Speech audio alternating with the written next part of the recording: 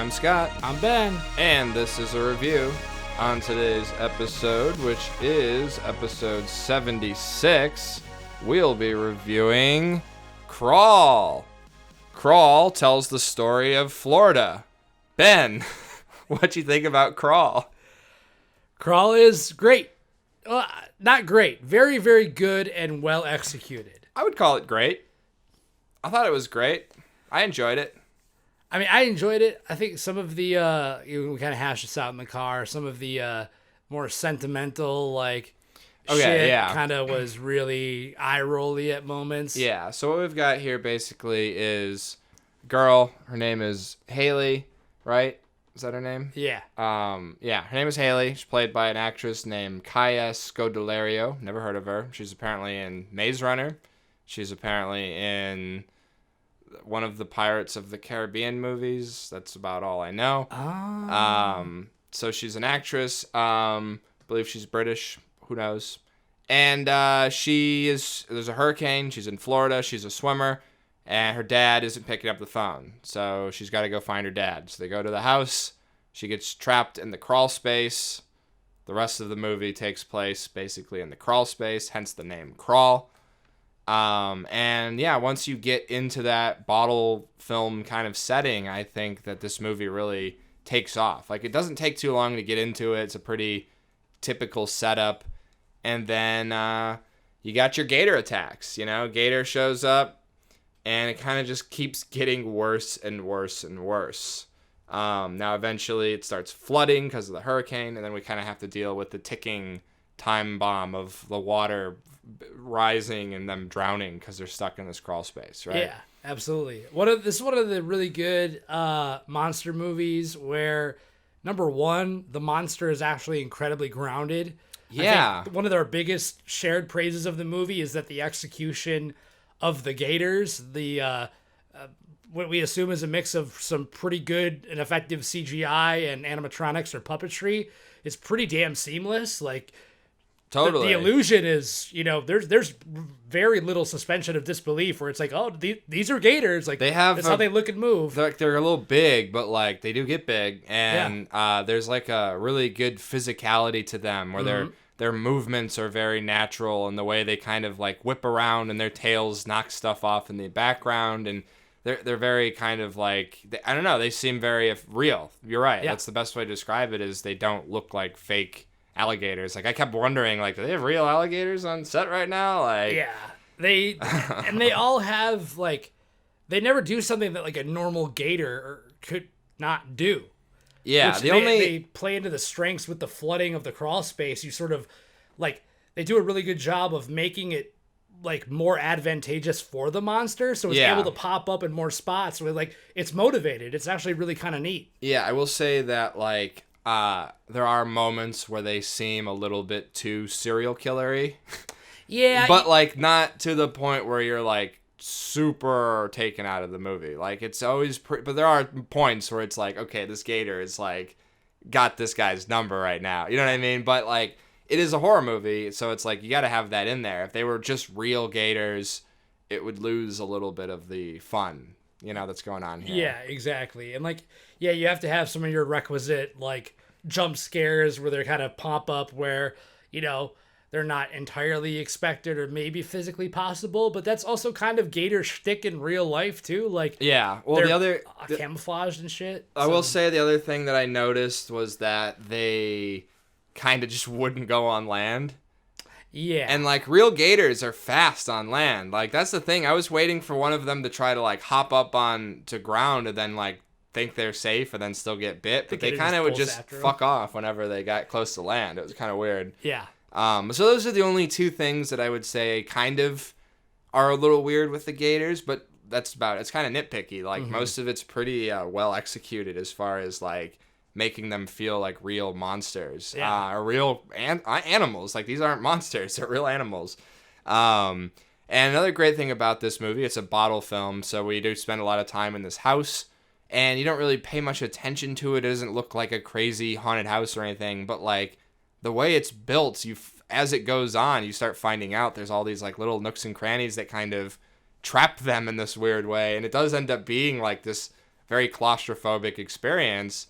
And I also liked how they just can't get out of that fucking house. Like, there's a point in the movie where you think they're clear of the house. Maybe it's going to continue on in a different direction. And nope, they get dragged right back down in there, like, immediately.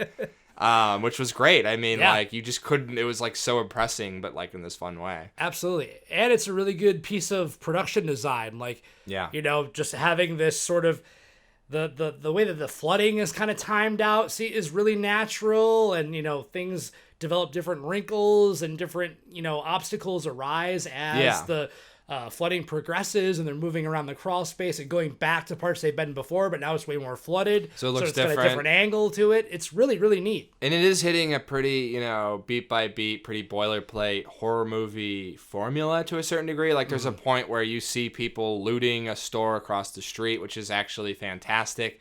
But you pretty much, as soon as you see them, you know how it's going to go. And it does. But once again, you're not here for surprises necessarily, or at least I wasn't. I was here to see gators murk people, and I'm very well satisfied with that. And those looters end up being some of the most, like, deftly executed kills of the movie. Oh, like, they're excellent. Well, when the looters come in is when they introduce one of the nice things about this movie is they've got a great sense of misdirection, where, like, they will set up something like, oh, this guy's about to die, and then, like, something's going on in the background, and you're like, oh, no, he's not.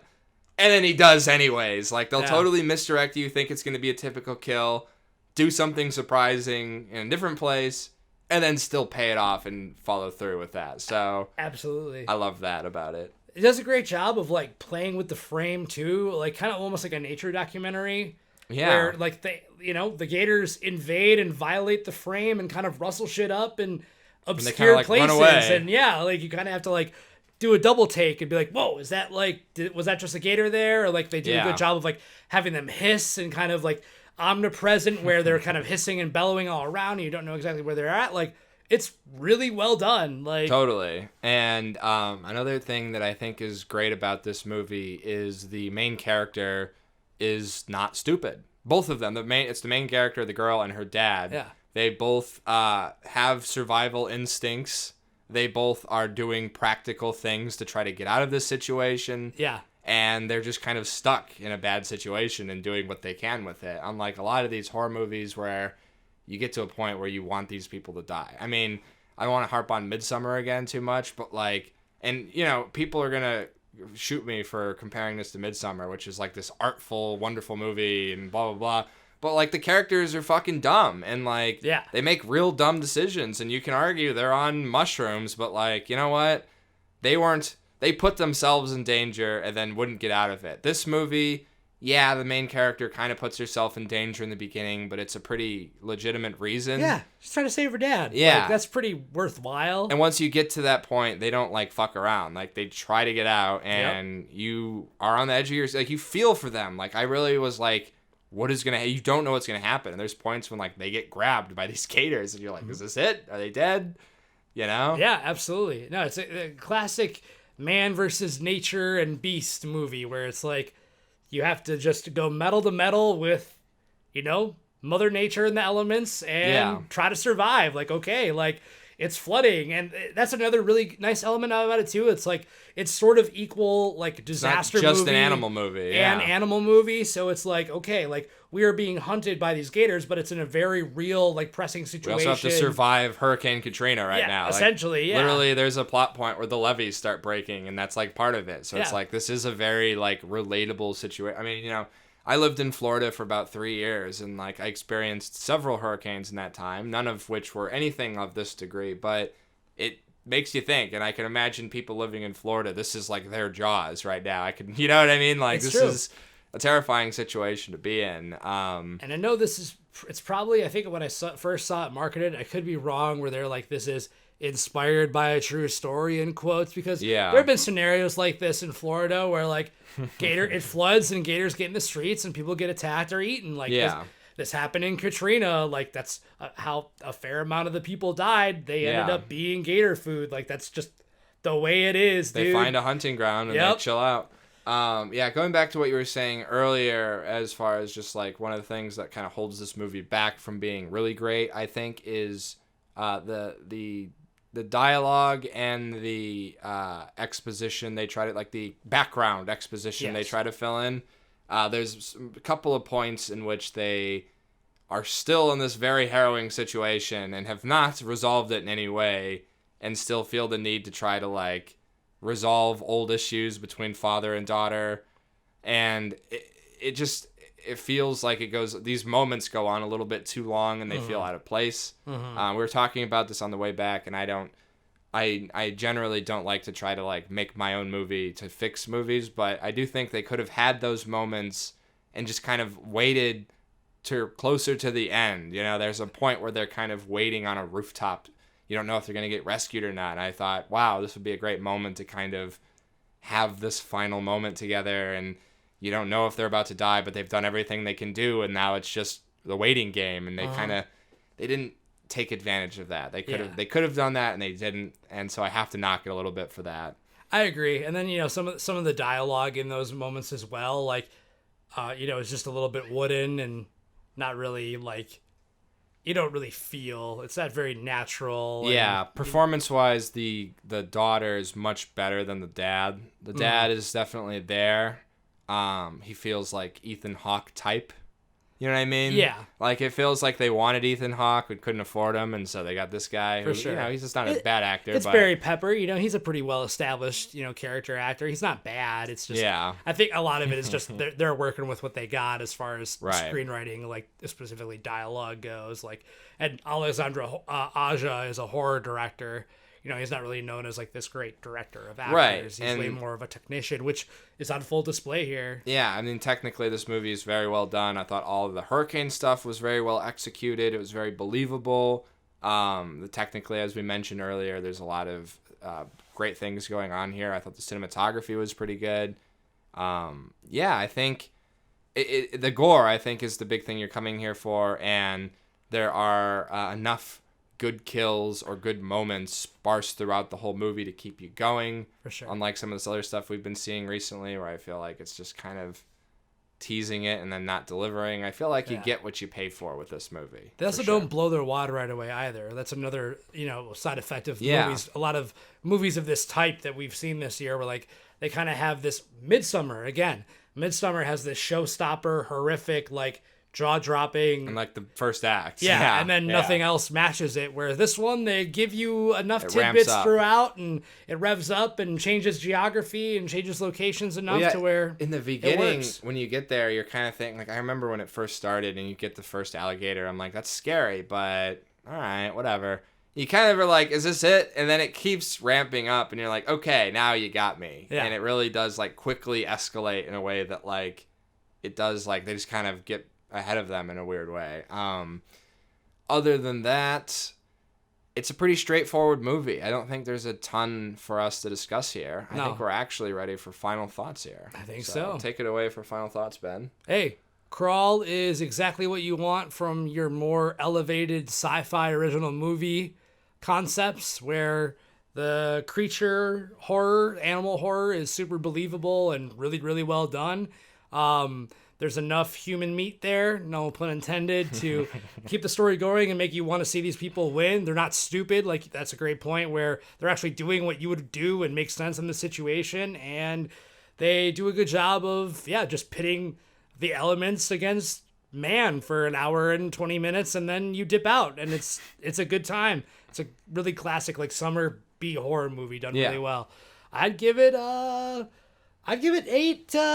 eight little crushed gator eggs out of 10. Oh. This is a pretty good time. Yeah, I was waiting for that to kind of erupt into something a little more, but I agree with you. This is exactly what you are expecting. There's not a lot of surprises. I think the biggest surprise is that it's not actually that schlocky. A lot of reviews are kind of saying that this is a bad movie, but it's doing one thing really well. I wouldn't agree with that. I think this is a very good movie that's doing mostly everything really well. I think this is a pretty par for the course horror movie, and it kind of nails all the beats that I would want out of a movie like this. So I don't really understand that qualifier of people saying that this is not good. I think this is exactly what it should be. And on that, I think, there's a couple of human elements that aren't quite working. There's some moments where the alligators rules seem a little bit, too specific or not specific enough or whatever the case. But overall, I really enjoyed this despite being in a hot theater with no AC. So we got the real swamp experience. Overall, I think I would give Crawl 7.5 gas station hot dogs out of 10. Ooh. Yeah. Fateful choices. Yeah.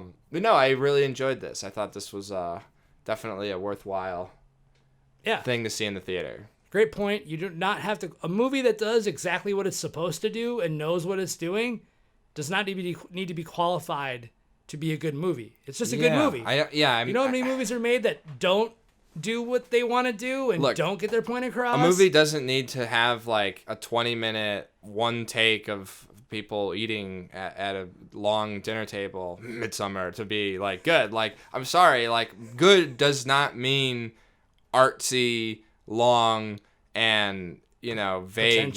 Pretentious. Yeah, it's like good is doing a movie that you wanted to, setting out to make a movie and then making that movie. Crawl is a perfect example of that, where they said, let's make a movie where a hurricane and an alligator fucks up a daughter and dad, and that's what they did.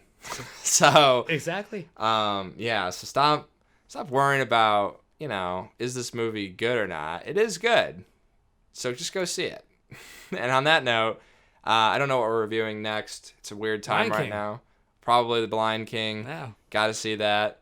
It means no worries for the rest of your days. Hakuna Matata. Hakuna Matata. Hakuna Matata. This has been a review. I'm Scott. I'm not even supposed to be here. I'm Ben. And this has been a review. Thanks for listening.